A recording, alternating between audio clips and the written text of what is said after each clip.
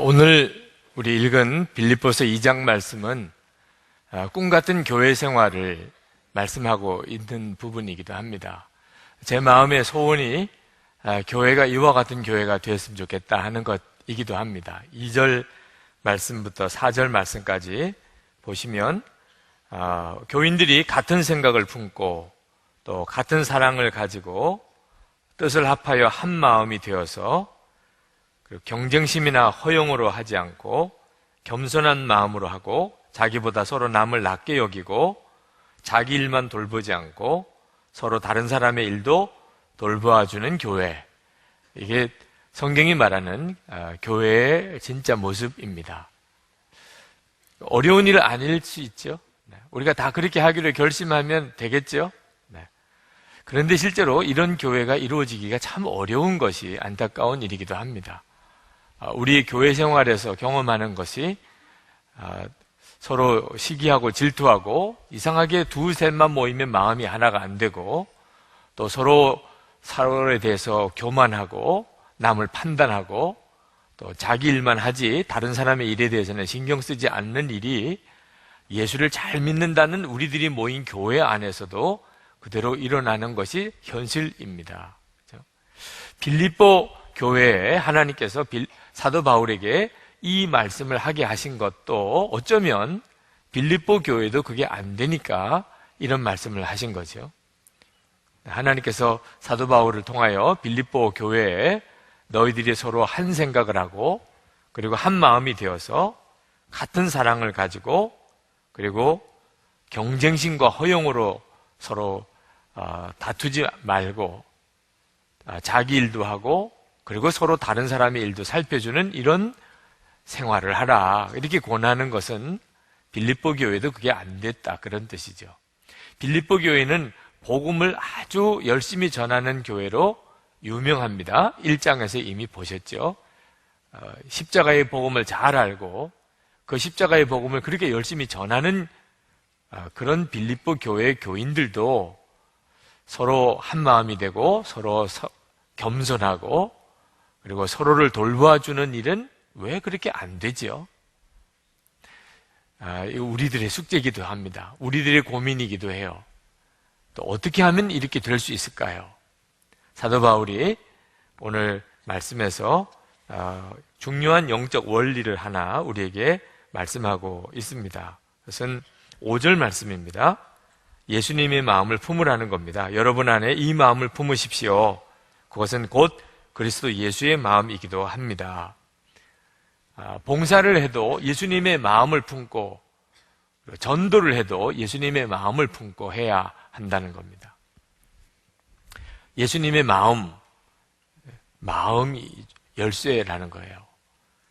여러분, 우리 마음이 우리 가정생활, 교회생활, 또 직장생활, 그 중에 우리가 정말 그리스도인으로서의 살아가는 데 있어서 열쇠입니다. 마음이 해결이 안 되는 거예요. 머리로는 예수님의 십자가의 복음을 압니다. 그런데 문제는 우리 마음이 내가 아는 대로 움직여주지 않을 때는 그러면 삶이 뒷받침이 안 되는 크리스천이 되는 겁니다. 예수님의 십자가에 대해서 들어서 알고 성경 말씀도 이제 어지간히 알지만 그대로 살아야 되겠다는 마음이 움직여지지 않으면 아무 소용이 없어요. 솔직히 우리가 인정하실 것은 우리 마음이 좋지 않습니다. 우리 속마음이 말입니다. 조크 중에 인생 3락이라고 하는 조크가 있더라고요. 운전을 해 가는데 내 길이 잘 뚫렸어요. 근데 반대편 쪽 차선을 보니까 꽉 막혔어요. 그때 배나 더 즐겁다는 거예요. 그게 첫 번째 낙이고, 두 번째 낙은 골프를 치러 가기로 했는데 나는 그만 일 때문에 못 가게 됐습니다. 그런데 필드에 나간 사람이 억수같이 비가 쏟아져서 그만 돌아왔다는 소식을 들을 때 그렇게 기쁘다는 거죠. 세 번째는 나는 승진했는데 친구는 안 되고, 우리 아이는 대학 들어갔는데 이웃집 아이는 떨어졌고, 그러면 훨씬 더 기쁘다. 조크죠. 그러나 우리 마음이 얼마나 악한지를 보여주는 조건이죠. 우리 마음이 그렇습니다. 그래서 마음을 열어놓기가 두려운 거예요. 내 마음을 다른 사람이 알게 하기가 두려운 겁니다.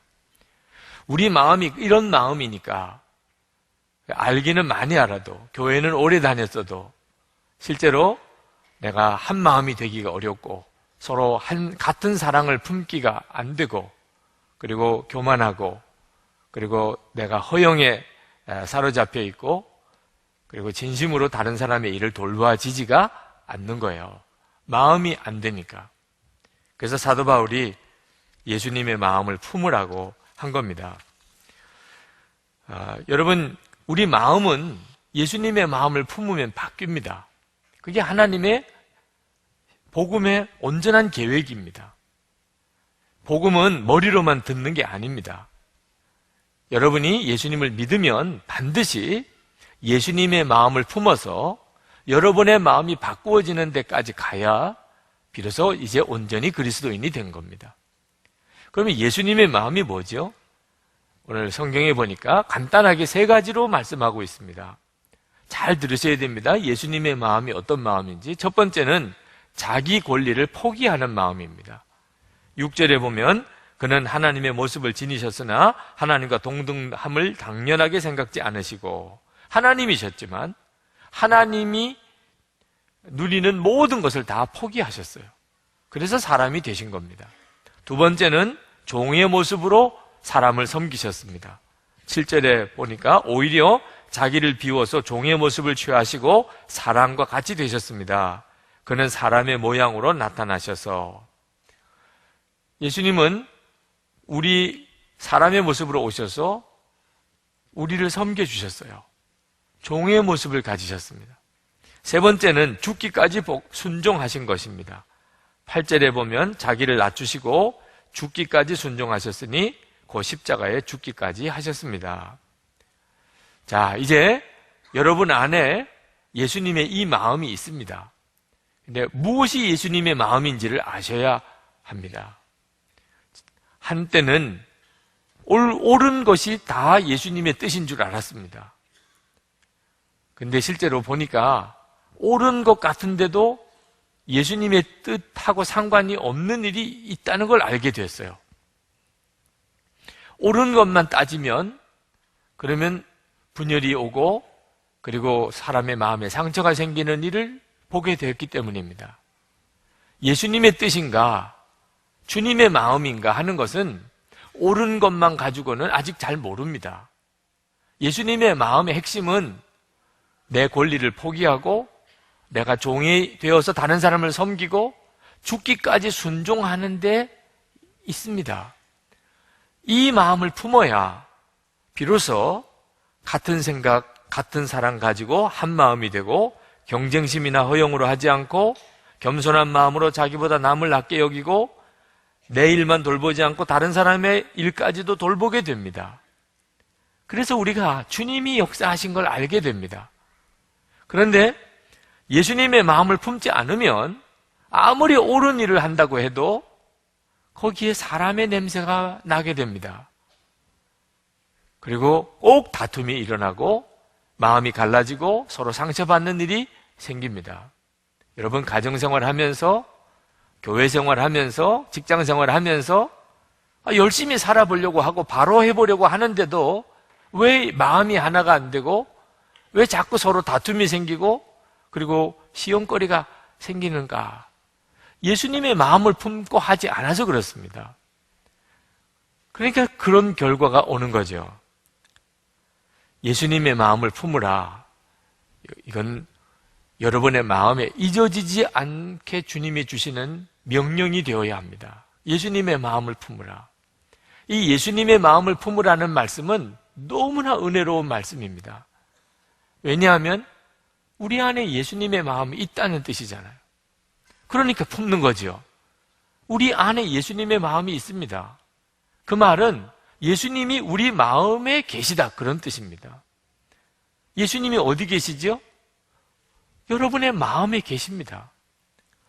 이것이 바로 예수님을 믿는 것입니다. 우리가 예수님을 믿고 죄사함을 받고 그리고 하나님의 자녀가 되면 반드시 하나님의 성령께서 우리 안에 오시는데 하나님의 성령은 우리 안에 오셔서 예수님을 바라보게 해주십니다. 그래서 예수님이 우리 마음에 계시다고 하는 것입니다. 예수님이 우리 마음에 오신 것 자체가 우리 인생을 바꾸는 것이에요.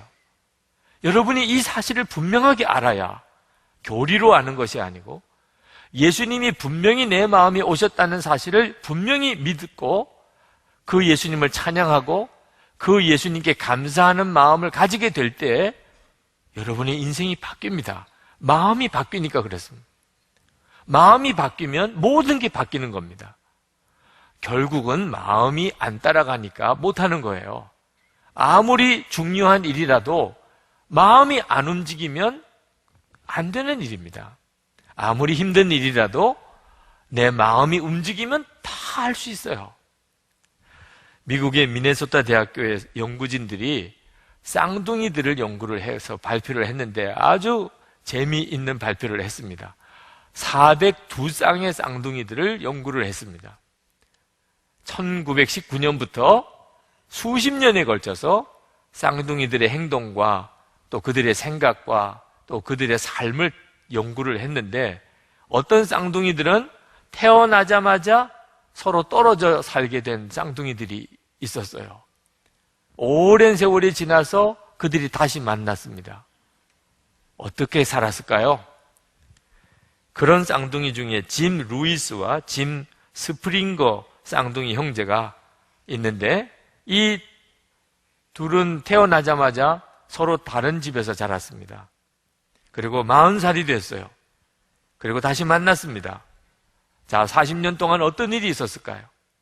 둘 다 똑같이 교통법규 위반 교육을 받았다는 겁니다. 어쩌면 이렇게 쌍둥이가 그렇게 똑같이 교통 위반을 하고 교통법규 위반 교육을 받았을까요? 둘 다 취미가 설계, 제도, 목공에 똑같았어요. 루이스는 3번 결혼했고 스프링거는 2번 결혼을 했는데 둘 다 첫 번째 부인 이름이 린다고 두 번째 부인 이름은 베티였다는. 둘 다 첫째 아들 이름을 제임스 알렌이라고 붙였고 둘 다 개를 길렀는데 개 이름이 토이였어요. 참 신기한 일이죠. 정말 쌍둥이는 생각도 취향도 그렇게 비슷한가 봐요. 이것은 유전인자가 얼마나 놀라운 역할을 하는가를 보여주는 겁니다. 사람이 가지고 있는 유전인자가 그 사람의 삶에 얼마나 놀라운 영향을 미치고 있는지를 말해주는 거예요. 그런데 바로 우리가 예수님을 우리 마음에 영접할 때 우리의 영적인 유전인자가 바뀝니다. 그래서 예수 믿는 사람은 예수 믿는 사람의 삶을 사는 거예요. 예수 믿는 사람답게 산다는 게 바로 그래서 되어지는 겁니다.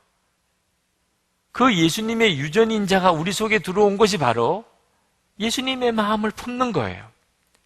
여러분이 예수님을 영접했으면 다 예수님은 여러분 안에 계십니다. 그래서 오늘 여기까지 오셨어요. 예수님의 마음을 품으셔야 합니다. 그러면 그때부터 여러분의 마음의 변화가 일어나요. 이것이 진정한 의미에서의 거듭남입니다. 마음이 달라져요. 좋아하는 게 달라지고 하고 싶은 게 달라집니다. 그래서 예수님께서 여러분을 통하여 사시는 것처럼 여러분이 살게 되는 겁니다. 여러분, 기독교는 마음을 비우는 종교가 아니에요. 마음을 비우라고 가르치는 종교가 있지요. 그러나 마음은 비워질 수가 없습니다. 일평생 돌을 닦아도 마음이 비워지지 않습니다. 기독교는 예수님의 마음을 품으라고 말합니다. 예수님의 마음을 품을 때 내 마음은 완전히 새로워집니다. 많은 성도들이 은혜를 받으면서도 두려워하는 마음이 있습니다. 내가 은혜는 받았지만 예전과 똑같이 다시 돌아갈 거라고 하는 두려움이 있습니다. 그건 경험 때문에 오는 거죠. 은혜는 받았고 깨닫기는 했는데 또 어려운 일이 생기고 또 유혹이 오면 내가 또 예전 모습처럼 돌아가는 거예요. 그래서 이제는 은혜를 받기도 두려운 사람이 있습니다. 은혜를 받아도 역시 나는 예전처럼 살 것 같으니까. 여러분 두려워하지 마세요. 여러분의 삶의 변화는 예수님께서 이루어 주십니다. 여러분이 예수님을 바라보고 예수님의 마음을 품지 않으니까 자꾸 돌아가는 거예요.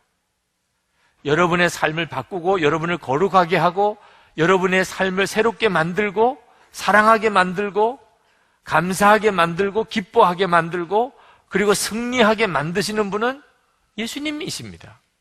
여러분 안에 와 계신 예수님이 그렇게 만드시는 거예요. 우리가 할 일은 믿는 겁니다. 예수님이 정말 내 마음에 오셨다는 걸 믿는 거예요. 그리고 예수님의 마음을 품는 겁니다. 그리고 그 다음에는 주님이 하십니다. 놀라운 일을 하십니다. 지난 주간에 우리 여자 성도님들과 엠마오 가는 길 영성 수련회를 했는데 그때 우리 심정 장로님께서 간증을 하셨습니다. 지선이 음주운전자의 교통사고로 인해서 차량 화재 사고로 전신에 화상을 입고 정말 힘들고 어려웠던 간병하던 기간을 정말 눈물로 간증하셨어요. 많은 은혜를 받았습니다. 중환자실에 지선이가 있을 때 면회 시간에 한 30분 들어가면 지선이는 엄마의 얼굴을, 눈을 본대요. 그때 그 지선이의 눈길을 느끼면서 우리 장로님은 전혀 아무 일이 아닌 것처럼 바깥 세상에 너무 재미있는 일이 많이 일어나는 것처럼 재미있는 일도 이야기하고 아주 태연하게 지선이가 아무 큰 병이 아닌 것 같이 그렇게 30분 동안 같이 이야기도 하고 닦아도 주고 밥도 먹이고 그러고 나온대요. 지선이는 항상 엄마의 눈을 보면서 자기가 지금 잘 되고 있는지 어려움은 없는지 그것을 살피려고 하는 것을 느끼기 때문에 그 딸 앞에서 항상 태어난 듯이 해야 한다는 거죠. 그러나 중환자실을 나오면 그냥 털썩 주저앉는데요. 너무 기가 막히니까. 여러분, 엄마의 힘이 그렇게 놀랍더래요. 쳐다보기만 해도 너무너무 답답하고 그리고 눈물밖에 안 나오는 그런 처지인데도 내가 여기서 마음이 흔들리면 그러면 딸이 죽어요. 낙심하면 회복할 수가 없어요. 그래서 그 딸 앞에서 아무 일이 없는 것처럼 그렇게 행동하는 그 힘을 엄마는 가지고 있는 겁니다. 그런데 이 엄마의 힘으로도 감당할 수 없는 상황이 오더래요. 이제 일반 병실로 오게 됐습니다. 중환자실에 있을 때는 하루 3번 30분씩만 그렇게 마음을 다잡고 아무 일이 없었던 것처럼 너무 일이 잘 되는 것처럼 할 수 있었지만 이제는 24시간 같이 있어야 됩니다. 24시간 내내 편안하고 기쁘고 모든 게 감사하고 모든 게 잘 되는 것처럼 하고 살아야 되는 거예요. 얘는 사람의 힘으로는 할 수 있는 일이 아니더래요. 엄마의 힘만 가지고도 감당할 수 있는 일이 못 되더래요. 그때 예수님의 마음이 우리 장로님의 마음을 붙들어 주었다고 그랬습니다. 중보기도 해주는 사람들이 너무너무 많았고 우리 장로님도 낮에는 병실에서 그렇게 담대한 마음으로 얼굴 표정으로 같이 간병하다가 밤이면 교회 와서 울면서 하나님 앞에 간절히 기도하는 중에 이제는 도무지 감당할 수 없어요. 언제까지 이렇게 하고 살아요? 이건 사는 것도 아니에요 할 때 그때 우리 주님이 주시는 지혜가 있었어요. 그것은 한 가지라도 감사 제목이 있을 거 아니냐. 감사 제목을 찾자. 그래서 온 가족들이 한 가지씩만이라도 감사 제목을 찾기로 했다고 그랬습니다. 제일 첫 번째 감사 제목이 그래도 발은 다친 게 없어서 발을 씻을 수가 있잖아. 그게 첫 번째 감사 제목이었고 오른쪽 엄지손가락 그건 움직일 수 있잖아. 그래서 감사했고 그래도 눈으로 사람들과 마주 볼 수 있잖아. 또 그래서 감사했고 그렇게 감사하면서 하나님은 날마다 감사 제목을 주시는 은혜를 받았다는 거예요. 그렇게 주님을 바라보고 주님의 마음을 품고 그렇게 고통과 절망 속에서 그 문제들을 헤쳐나오는 중에 정말 감사한 것이 교통사고 가해자가 있었다는 생각을 거의 못하고 살았다는 거예요. 만약에 교통사고 가해자 생각을 했었다고 한다면, 그렇다면 너무 분하고 너무 억울하고 너무 고통스러워서 그 사람에 대한 원망으로 살았을 거라 하는 겁니다. 그런데 주의 마음을 품고 살다 보니 가해자가 있다는 생각도 거의 못하고 살았대요. 그런 형편 속에서도 오히려 감사하고 주님을 바라보고 사는 중에 지금은 다른 사람의 예쁜 딸을 보아도 부럽지 않고, 지선이도 이쁜 친구들 보면서도 전혀 기죽지 않고 하나님이 살아가게 하셨어요. 지금은 오히려 정말 사회에 선한 영향력을 끼치는 사람으로 살아가게 하셨습니다. 지선이에게 사람들이 다시 사고 이전의 상태로 돌아가고 싶으냐 그렇게 물으면 난 절대로 그렇게 되기 쉽지 않다고 대답을 하죠. 이미 주님과 함께 사는 천국의 삶을 살고 있어요. 여러분, 예수님의 마음을 품는 것은 놀라운 일입니다. 예수님은 이미 우리 안에 계시면서 우리가 살아가는 삶 중에 어떤 형편과 처지에서도 기쁨과 감사의 삶, 승리의 삶을 살도록 해주세요. 우리에게 단지 그냥 사랑하라, 용서하라, 기뻐하라, 감사하라 명령만 하시는 분이 아니십니다. 우리의 마음을 바꾸어 주세요. 기뻐하게, 사랑하게, 감사하게 만드십니다. 그래서 예수님의 마음을 품으라고 하는 겁니다. 많은 사람들이, 많은 성도들이 자기가 하나님의 자녀라는 사실을 진짜 믿지 못해요. 그러니까 다른 사람을 시기 질투하죠. 우주를 창조하고 다스리시는 그 하나님이 내 아버지세요. 나는 하나님의 딸이고 아들이에요. 그러면 도대체 누가 부러워요? 어떤 사람이 시기 대상이에요? 무슨 열등감이 있어요? 내가 하나님의 아들과 딸이면, 하나님이 나를 사랑하셔서 독생자를 주시기까지 하셨다면, 그러면 시기 질투할 거 없어요. 원망할 것도 없습니다. 오직 다른 사람을 더 세워드리고 싶어요. 그도 나와 같이 이런 은혜를 받을 수 있도록 그를 도와주고 싶은 마음밖에 없어요. 여러분이 하나님의 자녀인 증거가 너무 분명하잖아요. 예수님이 여러분 안에 오셨고 이미 여러분 안에 예수님의 마음이 있잖아요. 이게 얼마나 놀라운 축복입니까? 여러분이 예수님의 마음을 찾는 과정이 주님의 인도를 받는 길입니다. 여러분이 어떤 처지에 있든지 우리 주님은 여러분을 인도하고 계세요. 여러분의 마음에 주님의 마음을 부어주심으로 여러분을 인도하세요. 한 번은 지방회가 열렸는데 감리사님으로부터 너무너무 심한 꾸중을 들었습니다. 제가 생각하기에도 도가 지나칠 정도예요. 또 그렇게 꾸중을 들을 만한 일을 한 것도 아닌데 너무 심하게 역정을 내시고 사람들이 다 있는 앞에서 거의 모욕을 주시는 겁니다. 저도 한 교회 담임 목사인 입장이고 우리 교회 교인들도 지방에 대표로 와 있는데 이럴 수는 없잖아. 이건 분명히 뭔가 바로 잡아야 될 일이라고 생각이 들었지만 그때 주님이 주시는 마음이 아무 말을 하지 말라는 거예요. 아무 말을 하지 말라는 거예요. 그가 감리사이니 너는 가만히 있으라. 그래서 하고 싶은 말은 너무 많았고 그리고 중간 휴식 시간에 정말 찾아가서 뭐가 문제가 되었는지를 시시비비를 따지고 싶었지만 가만히 있었습니다. 그때는 그 이유를 잘 알지 못했어요. 근데 그 뒤에 얼마 지나지 않아서 그 감리사님께서 갑자기 세상을 떠나시게 됐습니다.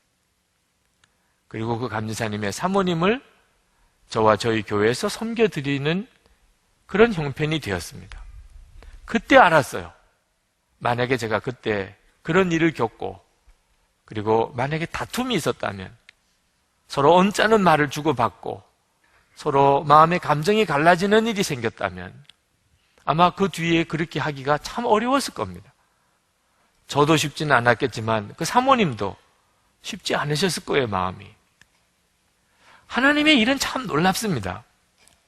우리 주님의 마음을 놓치면 일을 다 그르치게 돼요. 그러면 여러분이 무슨 일을 하든지 항상 예수님의 마음을 살피셔야 됩니다. 가정에서도, 교회 일도, 직장 일도 여러분의 생각과 주님의 마음은 많이 다릅니다. 이번 수련회에 두 아들을 둔 이혼남과 결혼하셨던 어느 집사님이 간증을 하셨어요. 어머니는 너무너무 반대했죠, 그 결혼을. 그러나 내가 사랑하는 사람이니까 그래서 결혼을 했습니다. 아들이 둘이 있어요. 내가 이 아이의 엄마가 되겠다고, 좋은 엄마가 되겠다고, 본인은 얼마든지 그렇게 할 수 있다고 생각하고 그 아이를 길렀습니다. 그런데 생각처럼 쉽지 않았다고 그래요. 특히 큰 아들이 자꾸 빗나가는 겁니다.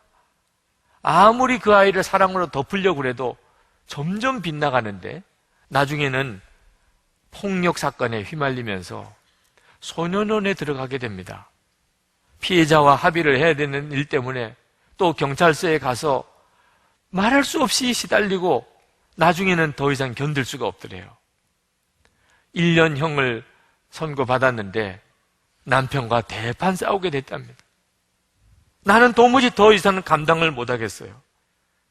왜 내가 여기저기 불려다니고 왜 내가 이렇게 시달려야 돼요? 당신이 해결하세요. 내가 낳은 자식도 아니잖아요. 그러면서 남편에게 막 쏟아붓는데 남편이라고 무슨 방법이 있겠어요? 마음으로는 미안하지만 그래도 남자의 자존심 때문에 소리를 버럭 지르면서 오히려 싸움이 벌어지니 이제는 더 이상 어디 기댈 데도 없어요. 그리고는 화장실에 들어가서 자살을 시도했습니다. 남편이 낌새가 이상하게 느끼고 문을 깨트려 박차고 들어와서 죽음 일보 직전에서 다시 살아났어요. 그 상황을 보고 목사님이 너무너무 마음이 안타까워서 수련회에 들어가라고 권했습니다. 가서 은혜 받고 하나님의 은혜로 해결받으라고. 그러나 수련회에 왔지만 도무지 마음이 열리지 않아요. 말씀을 전하는 사람이나 모인 모든 사람들이 다 나보다는 형편이 다 나은 것 같아요. 누가 나를 이해할 수 있어? 누가 내 고통을, 이 힘든 마음을 누가 이해할 수 있겠어? 수련회에 참석했지만 시종 은혜가 안 되더래요. 그러던 중에 찬양한 찬양 가사가 이 집사님의 가슴을 열었습니다. 나의 길 오직 주님만이 아시나니. 그 가사가 이 집사님의 마음을 쳤어요. 나의 길 오직 주님만이 아시나니. 주님은 아시겠지. 아무도 알 수 없겠지만 주님은 아시잖아. 그 가사의 문이 열리면서 나를 연단하신 후에 내가 정금같이 나아가리라. 주체할 수 없이 눈물이 흐르더래요. 실패한 것만 같았어요. 아내로서도 실패했고, 엄마로서도 실패했고, 딸로서도 실패했고, 직장인으로서도, 교인으로서도 어느 하나 제대로 한 게 없어요. 하나님 너무 원망스러웠어요. 왜 나를 이런 벼랑 끝까지 나를 몰아가시는지 그렇게만 생각했었어요. 그런데 이것이 정금같이 나를 세우려고 단련하신 것이구나. 그 사실에 걷잡을 수 없이 눈물이 흘렀어요. 주님의 마음을 알기 전에는 우리는 우리의 형편을 정확히 알 수 없습니다. 그리고 주님이 목숨을 내어놓을 만큼 사랑하셨던 남편이고 아들이라는 걸 알았어요. 내 남편도 그렇게 원망스러운 남편도, 그렇게 원망스러운 그 아들도 우리 주님은 그를 위해서 십자가에 죽기까지 하셨어요. 그리고 그 사랑이 마음에 부어지는 겁니다. 그렇게 결단하고 노력하고 해도 안 되던 그 사랑이, 그 용서가 주님의 마음을 품으니까 저절로 되어지더라는 거죠. 여러분, 결국 마음입니다. 우리에게 있어서 가장 중요한 것은 내 마음을 어떻게 예수님이 다스릴 수 있느냐 하는 거예요. 예수님이 내 마음의 왕이 되시는 거예요. 그러면 해결 안 될 문제가 없어요. 예수님이 내 마음의 주님이시고 예수님이 내 마음의 왕이시라면 우리가 어떤 문제를 겪어도 해결 안 될 문제가 없어요. 주님의 마음으로 해결 안 될 일이 어디 있겠습니까? 그래서 사도 바울이 예수님의 마음을 품으라고 하는 거예요. 이미 예수님의 마음은 저와 여러분의 안에 있습니다. 주님이 계시니까. 그런데 안타깝게도 많은 분들이 예수님의 마음을 품고 싶어도 잘 모르겠다고 하는 이들이 있어요. 예수님의 마음이 뭔지를 잘 모르겠다는 거예요. 그런 분들은 기억하시기 바랍니다. 마귀가 여러분의 마음을 혼미하게 하고 있어요. 주님의 마음에 받고도 마음을 제대로 느끼지 못하는 이유는 오직 하나입니다. 이 세상 신이 고린도후서 4장 4절에 이렇게 말씀했습니다. 믿지 아니하는 자들의 마음을 혼미하게 하여 그리스도의 영광의 복음의 광채가 비치지 못하게 함이니 그리스도는 하나님의 형상이니라. 이 세상 신이 내 마음을 혼미하게 하고 있는 거예요. 주님의 마음을 여러분이 잘 느끼지 못하시겠다면 그러면 다시 십자가의 복음을 분명하게 붙잡으시기 바랍니다. 나는 죽고 예수로 사는 것이 십자가의 복음이에요. 주님은 십자가에서 우리와 함께 죽으시고 그리고 나의 생명이 되셔서 부활의 영으로 다시 부활하셨습니다. 여러분이 믿음으로 고백하시는 것이 중요해요. 나는 죽었습니다. 여러분 지금 가정에서 또는 교회 생활에서 직장 생활에서 관계가 깨어지고 그리고 하나됨이 깨어지고 도무지 사는 게 사는 것 같지 않습니까?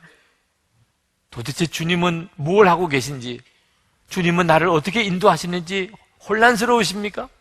그러시면 주님, 저는 죽었습니다. 하나님, 저 유기성이는 예수님과 함께 이미 죽었습니다. 분명하게 고백해 보시기 바랍니다. 여러분이 여러분의 죽음을 분명하게 믿고 고백하는 순간에 여러분 안에 주님의 마음이 놀랍게 여러분을 치시기 시작합니다. 주님은 말씀하고 계세요. 계속 말씀하고 계셨어요. 여러분이 듣지 못한 상태에 있는 것뿐입니다. 여러분이 죽음을 고백할 때 주의 마음이 여러분을 치기 시작합니다. 들리기 시작합니다. 주님의 마음이 느껴지기 시작해요. 내가 죽고 나면 비로소 살 길이 열리는 겁니다. 그리고 24시간 예수님을 바라보시기 바랍니다. 그래서 영성일기를 써보시라는 겁니다. 아침부터 저녁까지 예수님을 계속 바라보시면 주의 마음이 계속 부어지게 됩니다. 여러분이 영성일기를 써보시면 금방 느끼십니다. 주님을 생각하지 못하고 살았던 여러분을 알게 됩니다. 주님을 24시간 주님 생각하고 사는 일이 너무너무 힘들다는 느낌을 받게 됩니다. 그만큼 여러분이 영적으로 혼미한 상태에 빠져 있는 겁니다. 예수님은 분명히 여러분 안에 계신데 여러분은 예수님 생각이 안 되면 영적으로 혼미한 상태에 빠져 있는 겁니다. 그러니 인생이 방황하게 되는 거죠. 처음에는 의지적인 결단이지만 내가 계속 주님을 바라보려고 그러고 그것을 일기로 써보려고 하면 그때 비로소 여러분에게 어두운 것이 거두어지는 것을 느끼게 됩니다. 혼란스러운 것이 다 떠나가는 것을 느끼게 됩니다. 주님이 원하시는 게 뭔지를 선명하게 알게 됩니다. 일기를 통해서 읽게 됩니다. 여러분이 쓰는 것을 통해서 읽어지게 됩니다. 주님이 여러분에게 뭘 원하시는지를. 교회 생활의 축복을 누리기를 원하십니까? 여러분, 교회 생활의 축복은 정말 우리가 한 생각, 한 마음이 되어 한 사랑을 가지고 서로 겸손하게 다른 사람을 높여주고 그리고 내 일만 할 뿐만 아니고 다른 사람의 일도 같이 하는 이런 공동체가 되어지는 거예요. 이건 교회의 축복입니다. 네, 여러분이 이런 교회 생활 하기를 원하십니까? 그러면 영성일기 쓰시면서 여러분들이 같이 나누는 일을 해보시기 바랍니다. 우리가 같이 교인 생활을 하지만 속을 모르겠어요. 속을. 얼굴도 알겠고 이름도 알겠고 다 알겠는데 도무지 속을 모르겠어요. 그의 속을 모르는 관계가 이게 하나 되지 못한 관계죠. 속을 모르겠는데 어떻게 한 몸이라고 할 수 있어요? 영성일기 쓰시고 나누시는 분들은 다 경험하실 겁니다. 세상에 이보다 더 놀라운 일이 어디 있어요? 서로 마음을 완전히 나누고 사네요. 함께 살아도 이렇게는 못 살아요. 그때 비로소 교회의 영광을 보게 됩니다. 교회 공동체가 얼마나 놀라운 천국 공동체인가 하는 것을 경험하게 됩니다. 자, 이제 오늘 말씀을 정말 마음에 품고 하나님께 기도하겠습니다. 예수님의 마음을 제가 품겠습니다. 주여, 이 시간 제 마음을 바꿔주십시오. 제가 그토록 원하는 그 소원, 예수님 내 마음의 왕 되시는 것, 내 마음의 주님이 예수님이 되시는 것입니다. 그러면 여러분, 이제는 어떤 형편 시험 문제 걱정하실 필요가 없습니다. 주님이 이끌어 가시게 될 것이기 때문입니다. 우리 다 같이 통성으로 기도합니다. 은혜와 사랑이 충만하신 아버지 하나님,